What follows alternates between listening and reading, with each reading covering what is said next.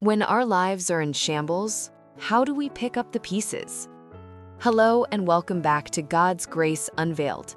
If this is your first time here, I'm so glad you found your way to this space. And if you're part of our growing family, welcome back. Today, we're talking about something deeply personal, something many of us don't talk about openly, but almost all of us experience at some point in our lives. What do we do when our lives are in shambles? When everything we planned, prayed for, or worked toward seems to fall apart? When the pieces are scattered and we don't even know where to begin? Maybe you're there right now. Maybe your heart is broken. Maybe your marriage didn't survive. Maybe you lost a job, a loved one, your health, or your sense of purpose. Maybe you're smiling on the outside, but inside you're exhausted, confused, and quietly asking God, how did I get here? If that's you, I want you to know something right away. You are not alone. You are not forgotten, and this is not the end of your story. The Bible reminds us in Psalm 34:18, "The Lord is close to the brokenhearted and saves those who are crushed in spirit." God doesn't turn away from shattered lives. He steps closer. So today, let's talk honestly. Let's open scripture together. Let's pray. And let's learn how, by God's grace, we can begin to pick up the pieces. Acknowledging the shambles. One of the hardest things to do when life falls apart is admit that it has. We often say, "I'm fine. Others have it worse. I'll figure it out."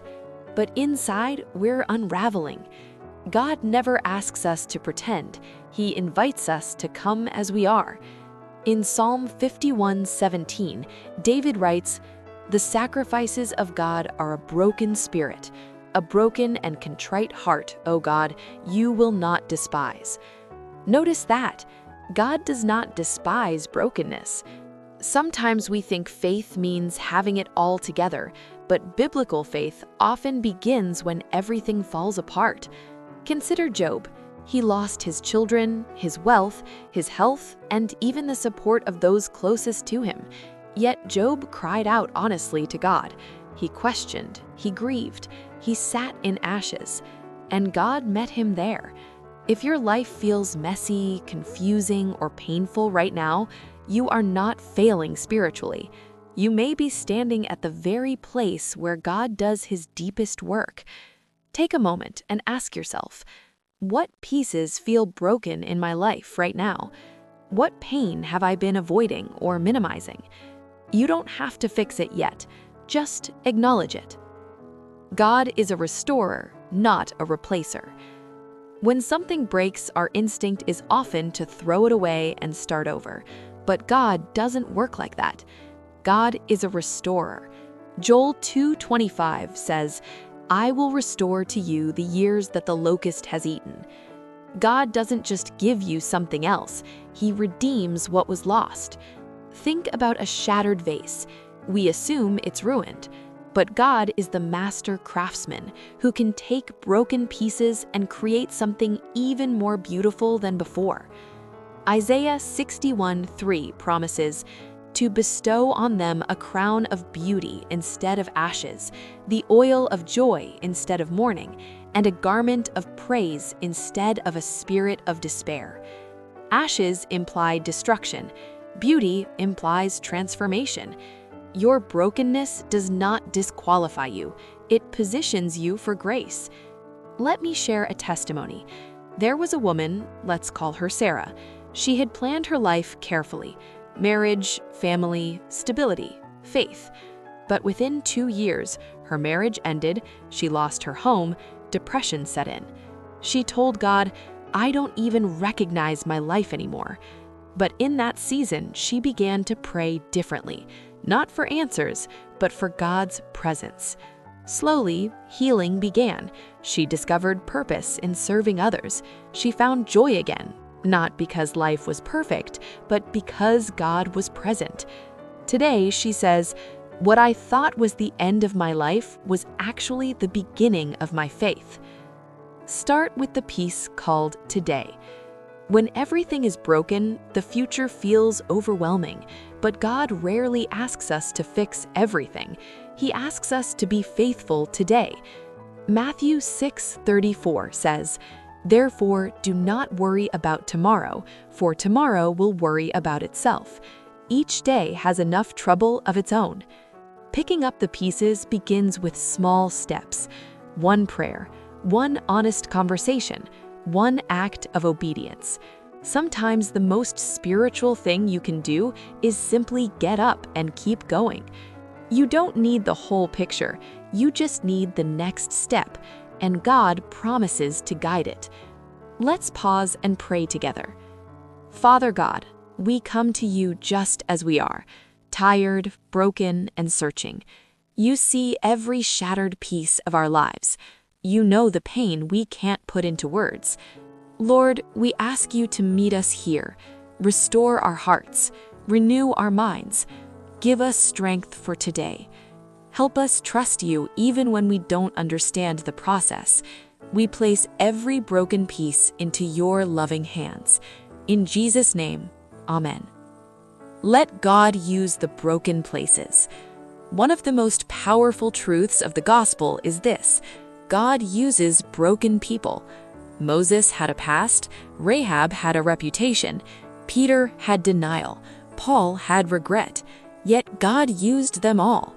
2 Corinthians 12:9 says, "My grace is sufficient for you, for my power is made perfect in weakness."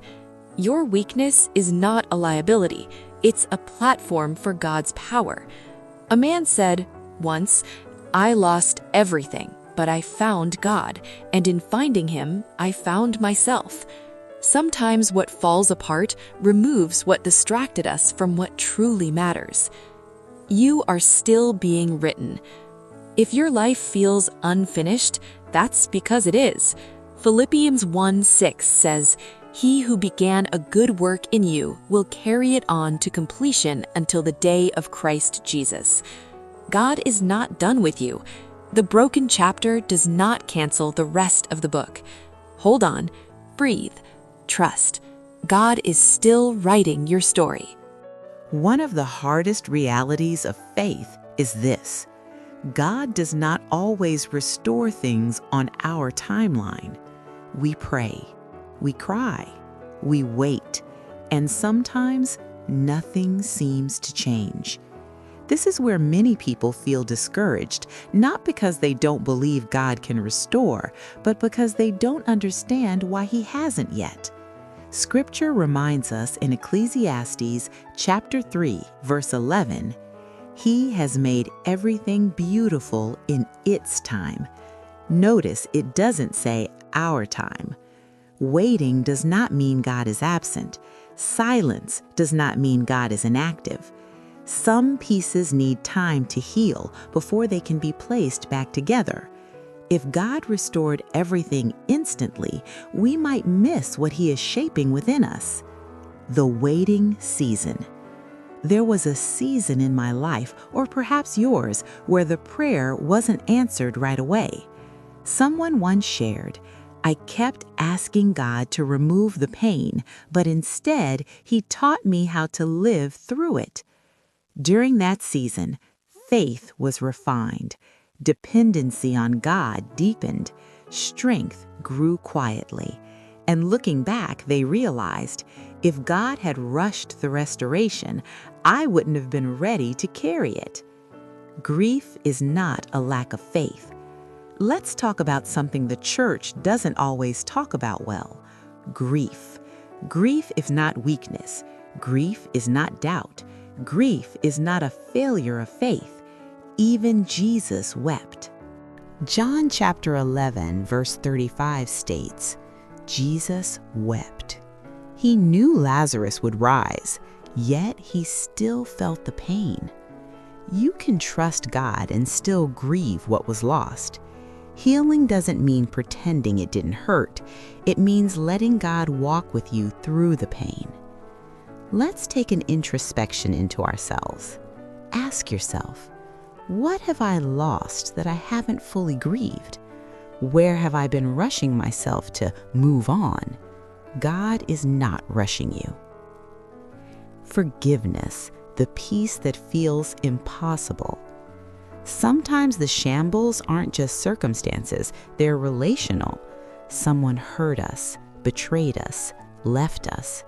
Forgiveness feels unfair, yet Scripture tells us in Ephesians chapter 4, verses 31 through 32, get rid of all bitterness, forgiving each other, just as in Christ God forgave you. Forgiveness does not excuse the harm. Forgiveness releases you from carrying the weight. Forgiveness is not saying it didn't matter, it's saying you matter more. This is often the piece that allows healing to begin. Let's take a moment to pray, letting go. Lord, some of these broken pieces are heavy. We've been carrying pain, resentment, and unanswered questions. Help us release what we were never meant to hold. Teach us how to forgive, not in our strength, but in yours. Heal the places we've hidden. Restore what feels beyond repair. In Jesus' name, amen. God uses the shambles as a testimony. One day, your story will help someone else survive theirs. Revelation chapter 12, verse 11 states, "They overcame him by the blood of the Lamb and the word of their testimony." Your pain is not pointless. Your story is not over. Your brokenness has purpose. What nearly destroyed you may one day deliver someone else. Purpose from pain. Someone once said, "I wouldn't choose my pain, but I wouldn't trade what God did through it." They now mentor others, serve with compassion, speak with authenticity, because brokenness produces empathy, and empathy changes lives. Trusting God with the unseen pieces. Some pieces are still missing, and that's okay. Proverbs chapter 3, verses 5 through 6, "Trust in the Lord with all your heart, and He will make your paths straight." Faith doesn't require clarity, it requires trust. Even when you can't see how it fits, God already knows where it belongs. If your life feels like a pile of fragments right now, hear this. You are still loved. You are still called. You are still held by God. The pieces will come together, maybe not the way you imagined, but in a way that reveals His grace. Father, thank you for meeting us in the broken places. Thank you for never giving up on us. We trust you with every piece, seen and unseen. Continue the work you began. In Jesus' name, amen. If you're still watching, I want you to know this message was for you. Please like this video, share it with someone who needs hope, and subscribe to God's Grace Unveiled. And remember, even when life is in shambles, God's grace is still unfolding. Lord, for every person watching who feels overwhelmed, remind them that you are near. Help them pick up the pieces, not in their own strength, but by your grace. Replace despair with hope, fear with faith, brokenness with beauty. We trust you, God. Please put your prayer request in the comments. Our prayer warrior will pray over them. Be blessed in Jesus' name.